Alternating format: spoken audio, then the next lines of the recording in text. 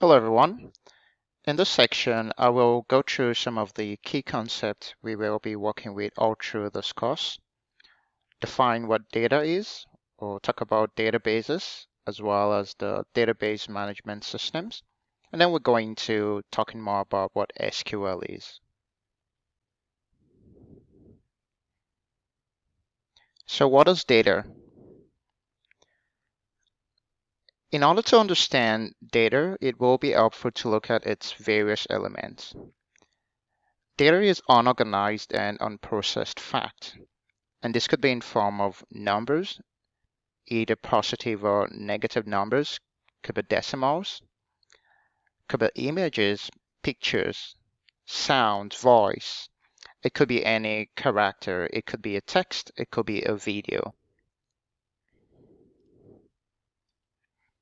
When data is not structured, which means an unstructured data, it really has little or no meaning to us.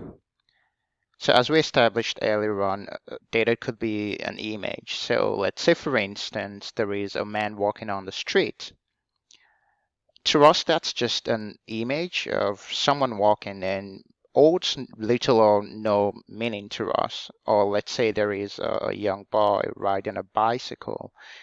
That's just a boy going about doing his own business and really doesn't make any difference or has any meaning to us. However, it becomes data and becomes more useful when it is observed. So data is typically derived from observations and measurement. So let's say, for instance, using the example of someone on a bicycle, let's assume that within the city, the government has decided to implement or to have some new bike lanes. In order to do that, they would love to be sure that people are willing to use the bike lanes. And one of the observation they might want to take is to watch and see how many people at the moment are actually riding bicycles on the streets. They may want to gather information about even gender. They might want to see, do we have more male riding bicycles, or do we have more female riding bicycles?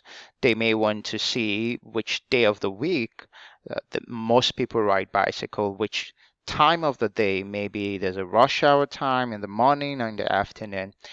By observing all of this, now the one person who was just randomly riding a bicycle now becomes a data because now it's observed and can be measured. Once data has been gathered and processed, it now becomes information that we can read, understand, see patterns, and it then becomes useful for us. So there is a difference between data and information. Data in its real sense, it's just raw and cannot be used. But then once it's processed, it becomes more useful. We can understand it, we can see patterns, and then we can use it for our own purposes. So we can define data as an unorganized and unprocessed facts. And again, this could be numbers, figures, images, characters, and they are typically derived from observations or measurements. What is a database? Well, simply put, a database is a collection of data. Now that we understand what data is, we can see database as where data is contained. Um, think of a container in which you have a figure, you have words, just using this image for instance. We have numbers, we have figures, we have words, and all of this is put into a container. So the database serves as a container for data. While I wouldn't want to call a shopping cart a database, this image helps us to understand what a database does, which again is to hold and to contain different information, different facts, different information, different data. So for instance, we have the shopping cart, there's bread, there's sure that's a bottle of wine, there's vinegar, there's water, there's bananas, all contained within the shopping cart. So the shopping cart is used to hold all of this data together. You've probably walked into an office and observed a cabinet which holds file. A cabinet can be seen or is actually a database because it's used to hold folders which then contains data, which contains information. Some of us might be familiar with the phone book. Um, you don't see this much around anymore because now people just have their phone records or contact within their mobile phone. But phone book used to be quite popular back in the day because it contains names of people and telephone number, and you could just get one and find the telephone number of whoever is within that phone book. So, but for digital computer, filing cabinets, printed books, all of these we use old data, and they can be considered as database. A database is a system of storing, accessing, and manipulating data. To stretch that further, especially within the context of data analytics and what we're studying, we can say a database is an organized collection of structured information or data typically stored electronically in a computer system.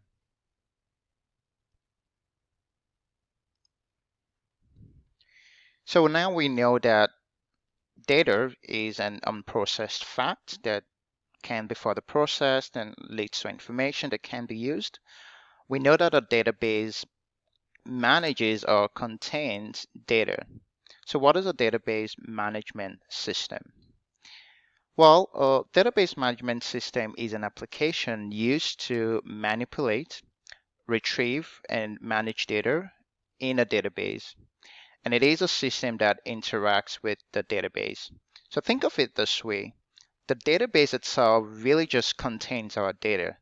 Well, we still need to be able to retrieve data from the database. For instance, let's say you go to Google and you want to find out some information about, say, the cheapest flights to London, for instance. Now, when you type in that search within the Google search page, the information is actually stored within a database. Now, something has to retrieve that information, which is within the database, and then sends that information to you as a user. Another way would be, let's say, for instance, you're on your application and or maybe on a mobile application, say Instagram, for instance, and you wanted to search for a friend that you want to add. You want to add a friend to your Instagram page. Well, you type in the user ID of that person. That information is stored within a database. Well, the data you're actually trying to get is stored within a database. Now you need something to retrieve that data and send it to your application. That's exactly what a database management system does. There are several types of database management systems, and by the way, it's also referred to as DBMS.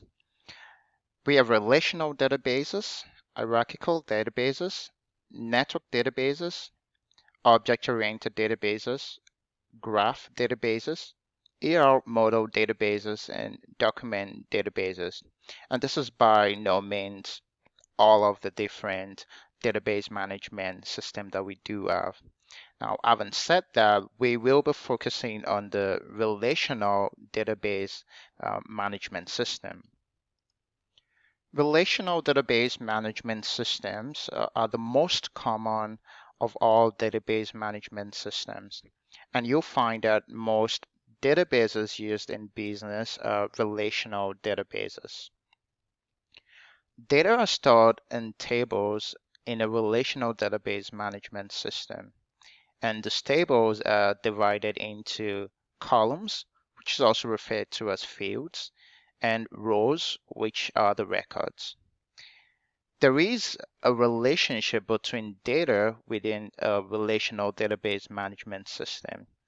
In other words, there could be a relationship between a table and another table. So if you have multiple tables within a database, there could be a relationship. It is possible that each table is a standalone and there is no relationship, but generally there is a relationship between data within the tables, and there is a relationship between tables in a relational database management system.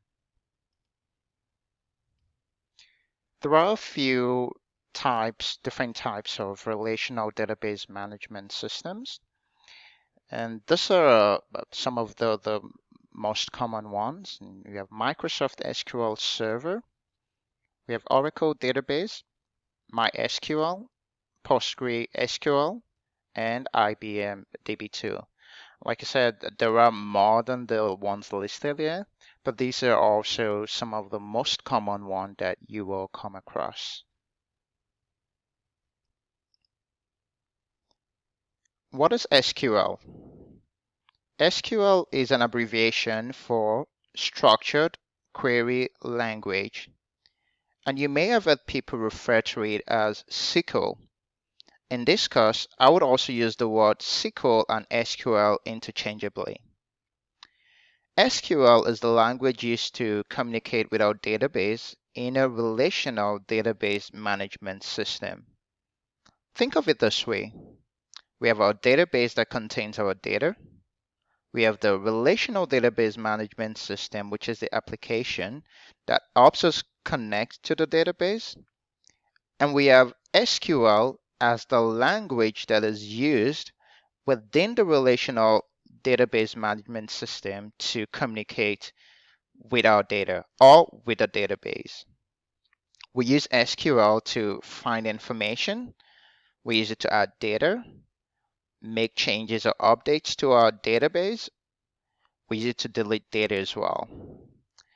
For instance, if we want to find assuming we have a data within our database that contains information about students, say in our college or university, and for a research purpose, we need to retrieve the names or the information of the female students within our database. We can request that information by using the syntax select star from students where gender equals female. Now, don't worry about the syntax. You would do a ton of this in this course, but this will be the way in which we use SQL to retrieve the information about all the female students within our database.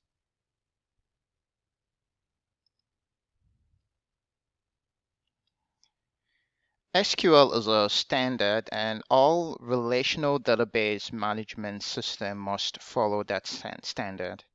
Now, earlier on, I did mention that we do have a few different types of relational database management system: Microsoft SQL Server, Oracle Database, MySQL, PostgreSQL, as well as IBM DB2. However, there are slight differences in the way they use SQL to communicate with the database. Think about it this way. We have the British English and we have the North American English. And speakers on either side, for the most part, would understand each other perfectly well. There are sometimes certain words might be used differently. You have the British English that would refer to biscuits as biscuits, and you have North American English that would call the same thing cookies. Or for instance, you have elevators in North America, but the same thing is referred to as lift in British English. So the proprietary name for SQL that's used by Microsoft SQL Server is called Transact SQL, or simply TSQL. For Oracle database, you have PL/SQL. For MySQL, it's simply called MySQL. PostgreSQL, PostgreSQL, and IBM DB2 SQL PL. The takeaway from this is that once you learn SQL, you can pretty much use it, or that knowledge can be used with any of the relational database management systems. Now, there might be, like I said, slight differences in syntax and maybe in procedures, but those are add-ons that can be easily learned. So um, again, once you learn SQL, you're good to go, and you will be able to use it for any of those database management systems. In this course, we will be focusing on, or we will be using Microsoft SQL Server, which is the TSQL, the Transact SQL. But like I said, once you learn this, you're good to go, whether you're working with Oracle or IBM or any other relational database management system. Now note, not all databases uses SQL, but all relational database system uses SQL. So to get a better understanding of the similarities or differences that exist between the different relational database management system, let's see how it's being used.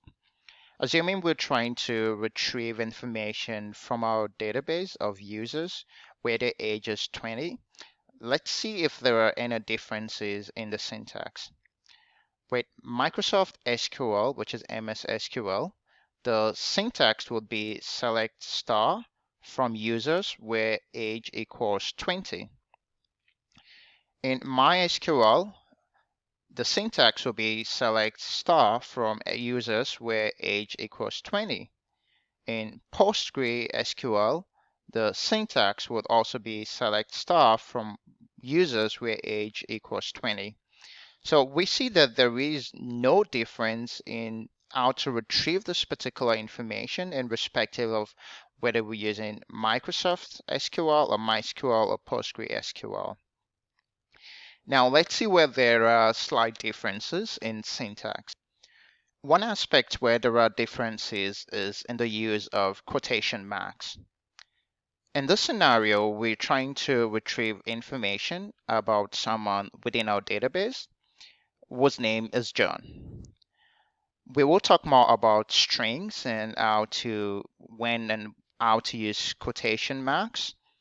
But for now, when we try to retrieve information that is strings, in this case, John, we have to quote this in a single quotation mark in Microsoft SQL.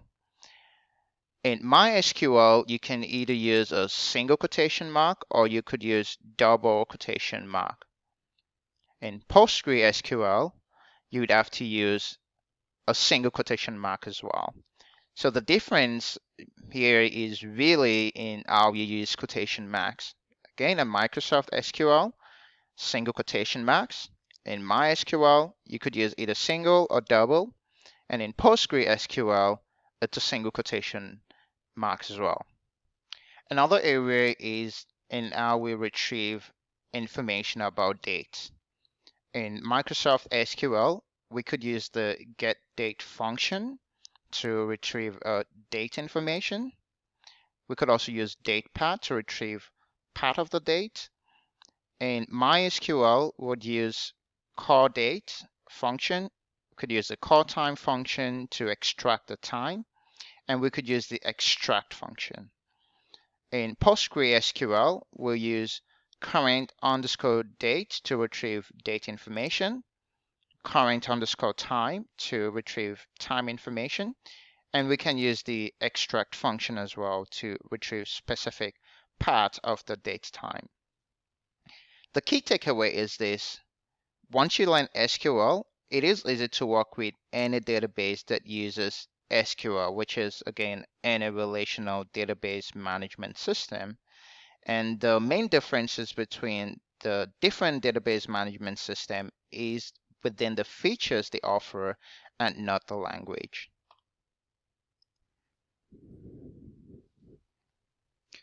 We're able to create as many databases as we need. Within Microsoft SQL Server, there are two types of database that you would see. One are the system databases, which comes by default with Microsoft SQL Server. And within it, it contains information or data relevant for the functioning of Microsoft SQL Server. The second database would be the ones we create ourselves, and that will contain information or data that we need or that we deem fit.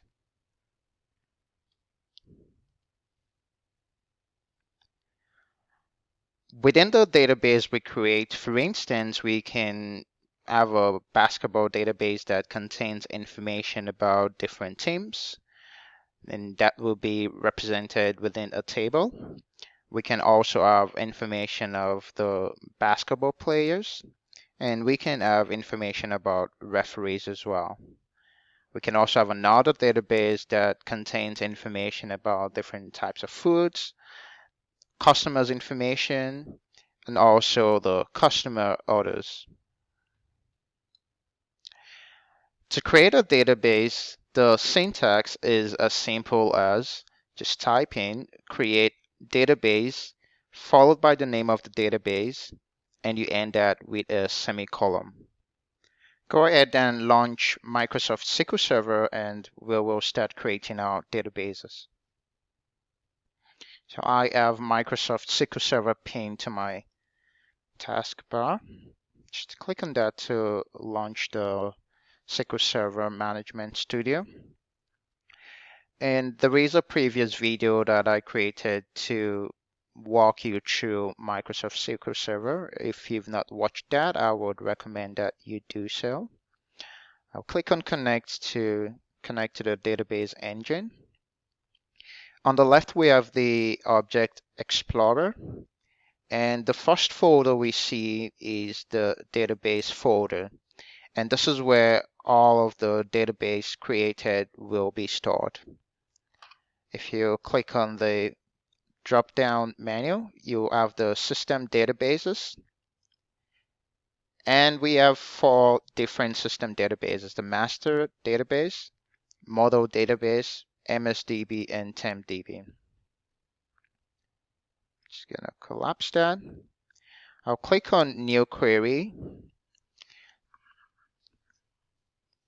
And we'll start by creating our first database. And like I said, the syntax is create database followed by the name of the database, and we'll just call this database restaurant. And you end that with semicolon. I'll highlight the query and click on execute. Below we see that it says commands completed successfully. Let's create another database. Create database, and we'll call this basketball. Why not? We'll end that with a semicolon, highlight that, and click on execute. So now it says again that our request has been successfully completed. To be certain that our database has been created, let's go to the database folder, click on the drop down. At the moment, we don't see the database we just created. All we need to do is refresh. Click on databases and click on the refresh icon. And now we see the 2 databases that we just created. Now you can go ahead and create one more database, and the name of the database would be computers.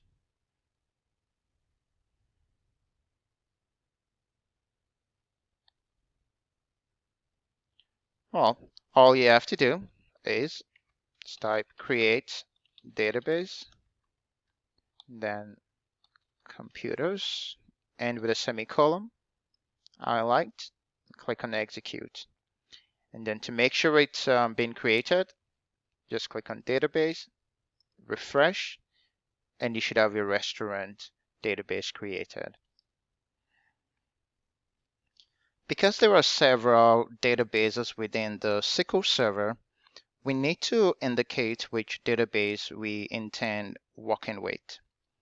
The syntax to select a database is use followed by the name of the database. So if we want to use the basketball database, we type use basketball and the semicolon. The same thing, use restaurants, semicolon, use computers, semicolon. The box at the top left corner indicates which database we are currently in. Right now, it shows that we are in the master database, which is one of the system databases. To use the basketball database, type use basketball followed by semicolon. So put a T there. And then when you highlight and you click execute, now we notice that this changes to basketball to indicate that we're now inside of the basketball database. The same way, let's say we choose to now go into our restaurant database. We can just go add restaurant, column, execute, and now that changes to restaurant. Let's try and switch now to the computers database. Use computers followed by semicolon, execute, and now we're in the computers database. Another way we can confirm which database we're working with is to use the function select db underscore name. We would open and close bracket and with a semicolon. Then when we click on execute, it shows us that we're inside of the computers database.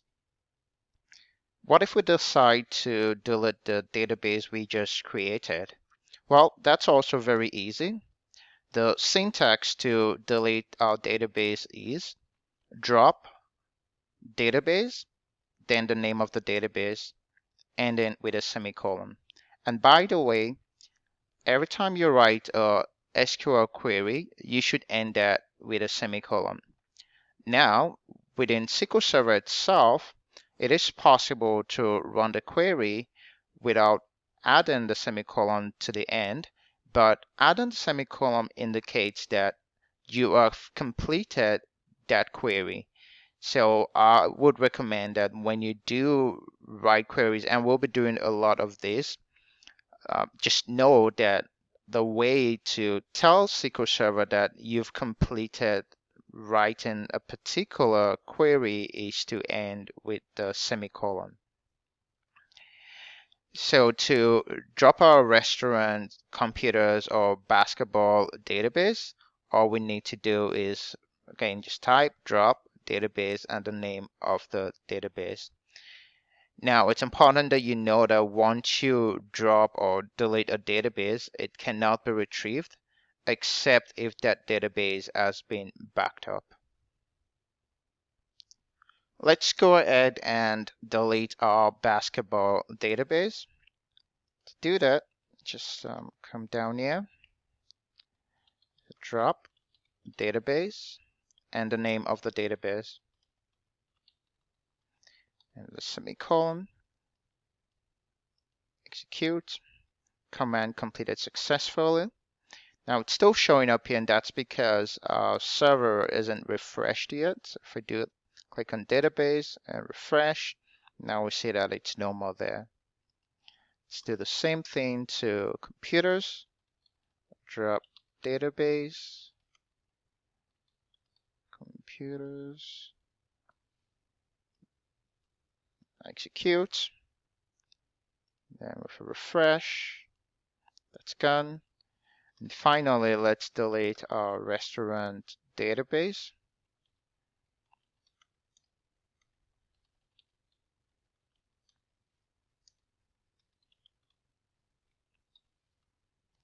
Highlight, execute. Now, if we refresh our database list, now we only have the system databases left. I would say definitely you don't want to delete any of those databases. Before we go into the next section where we'll be creating tables and more databases, let's go through some SQL naming convention. When naming a table, it is important to use a descriptive name for your table. When people look at your table or the name of the table, they should be able to have a sense of what's contained within that table. Use snake case or camel case for naming multiple words columns. There will be times in which the name of your database or table or columns within your table might have multiple words. What you don't want to do is to have spaces between those words. The way to get around that is to either use the snake case, which is you have the first word followed by an underscore and then the second word. And if there are three words, all you need to do is just have an underscore to link all of those words. The other option will be to use the camel case. The first letter of the first word is capitalized, followed by small letters. The first letter of the second word is also capitalized, followed by small letters. Avoid using abbreviations, and if you have to use abbreviations in naming, you want to make sure that they are commonly understood. Names of tables, columns, database should begin with a letter. Avoid using long names and keep the length to a maximum of 30 characters. It is also suggested that you use uppercase for reserved keywords like create, select, where. You would have noticed that when I was typing earlier on in creating database, I chose to use capital letters in some instance and then small letters in other instances. We will be practicing this as we do more coding.